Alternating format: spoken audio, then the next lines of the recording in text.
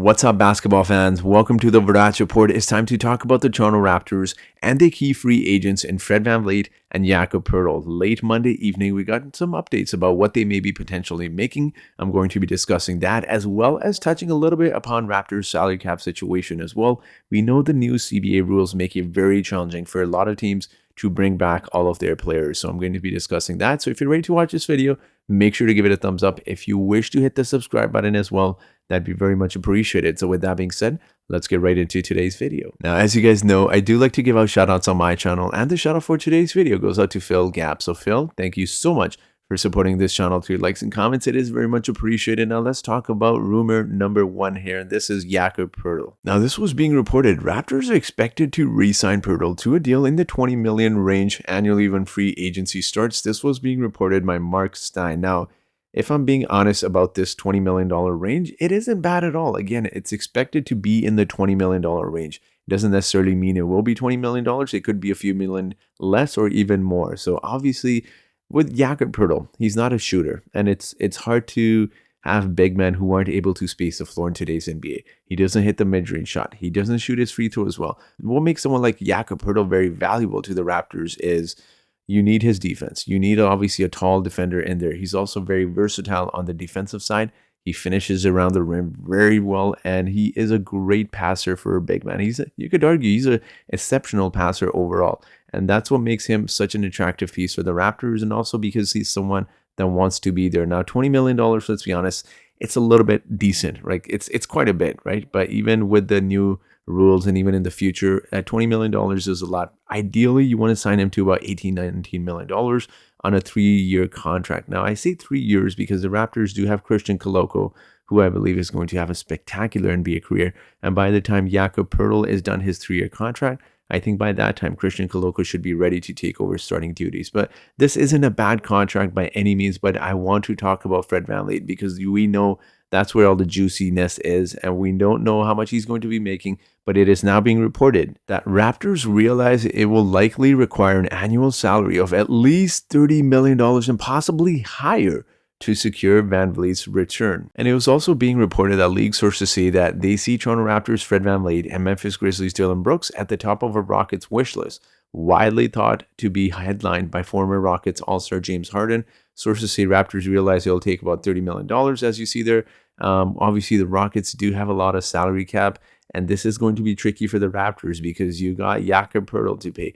You got Fred Vanvleet to pay. Next summer, it's going to be Pascal Scotty. You also get to extend OG Anunoby as well. So like I was saying, it becomes very challenging to extend all of these players and, be under the salary cap, or excuse me, I should say the luxury tax. Now, we'll say right off the bat, Fred Vanvleet had a terrible season, but he is not worth he's not worth $30 million. Again, that's assuming he signs a 4-year contract worth $30 million. So that's a decent amount. That's a decent amount. And again, it says possibly higher. There's no way I'm going over that. I'm sorry with Fred.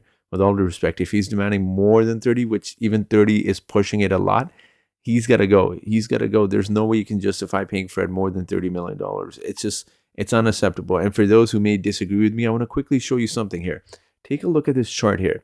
When you look at guys around the NBA that are making, about $30, $32, $33 million, look at some of these names. With all due respect to Fred, you cannot justify putting his name among some of these guys. Jamal Murray, we saw what he did in the playoffs. John Morant is a superstar in the making. Shea Gilgeous-Alexander, Donovan Mitchell, De'Aaron Fox. Like, you look at some of these guys that are getting paid, and shout out to the Hornets. I don't know how they managed to pay Gordon Hayward $31 million, and that contract is old. But, I mean, Fred VanVleet's contract and his name doesn't belong here in terms of how much money he'll be making. I can't justify paying Fred that much money. However, with that being said, though, if the Raptors do lose Fred VanVleet, this is going to be one of those things where, a lot of people felt like had we let go of, we did let go of Marc Gasol, but during the playoffs, what a lot of fans were saying that Marc Gasol is slow down. We don't need this man anymore. Serge Ibaka he's good, but he's not that important to the Raptors. And I think if the Raptors do let Fred go, this is going to be one of those ripple effects where I don't think a lot of fans realize it's actually going to hurt the Raptors in the long term. And also it puts you in a position now where you're losing leverage because you'll have to honestly start rebuilding at that point, because it doesn't make sense. I know people will say Pascal can run point, Scotty can run point. Let me ask you one question. You have some of the greatest ball handlers, some of the greatest players in the NBA.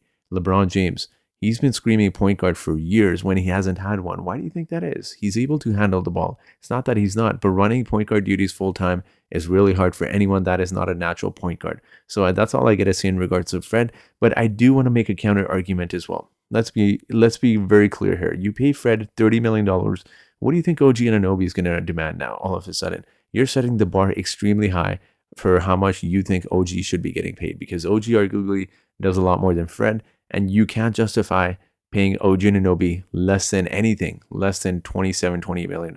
If you're paying Fred $30 million, then you got to extend Gary Trent Jr., then you got to extend, other guys as well. So $30 million is quite a bit if you're asking me. I do want to touch upon the salary cap situation here as well. So again, we bring back Jakob Poeltl for next season. We're locked in for $144 million. And I want to see one thing. The salary cap is set at $136 million. So you're bringing Jakob Poeltl back for $20 million. And I don't think this is, it is updated. This does include Gary Trent, but we got to also minus, Fred VanVleet's $22 million out of there. So let's say with Jakob Poeltl, then, you've got minus that. My math isn't too sharp. So $122 million plus 20, that's $142 million already without Fred's new contract kicking in. Again, that's to assume, you're paying Jakob Poeltl $20 million exactly on the dot. $142 million. You're $6 million above the salary cap. And that becomes very tricky now. Do you really want to pay Fred that much money? And look, it's one of those difficult decisions where honestly, I have faith in whatever the management decides to do. If the management pays him $29 million, I'm going to assume this contract looks a lot better in 2 years' time. It was similar to when fans were complaining about OG Anunoby. Again, $30 million is a lot. That's all I got to say. But also, if you do lose Fred at that point, if you lose him to the Rockets, if you lose him to, someone like the Magic who have unlimited salary cap, it seems, they can pay him a lot of money. And I don't know if the Raptors want to pay him that much money. You could obviously make the argument that maybe you could do sign and trades with different types of teams, like the Lakers, for example. But even then, it becomes really tricky for the Raptors moving forward salary-wise, right? Like, I think you're going to have to eventually decide to get rid of Chris Boucher and Thaddeus Young as well. That's almost $20 million right there. So it doesn't get easy for the Raptors from here on end. It's really difficult to justify paying Fred VanVleet that much. But again, it's one of those situations. You lose Fred, man, your team's going to do a lot worse. Our three-point shooting got so much worse without him in the lineup. Our offense was suffering. Our defense did get a little bit better when he wasn't playing as much, when we used Precious in their starting lineup as a replacement for OG when OG was injured. But our offense was bad, man. I remember some of those games. They were not good without Fred. So yes, he had a down season.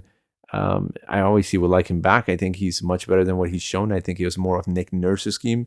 So it's going to be one of those decisions that Masai has to make, which is very difficult because you re-sign him, you're going to handicap the salary situation. You let him go, it's going to be a Marcus All Serge Ibaka situation, and the point guard free agency isn't all that deep. And who are you getting to become your starting point guard? Malachi Flynn, Delano Banton? Like, it doesn't make sense. It really doesn't make any sense for the Raptors to let him go. You want to try and at the very least sign and trade. Again, you hope he's able to do that for you at the very least, but there aren't easy decisions as management. And I always say this, man, there's a reason they're management. There's a reason why I'm a YouTuber. So there's no easy decisions here. We'll see what happens. So $30 million is a lot. Jakob Poeltl, I'd welcome him back in a heartbeat for $20 million.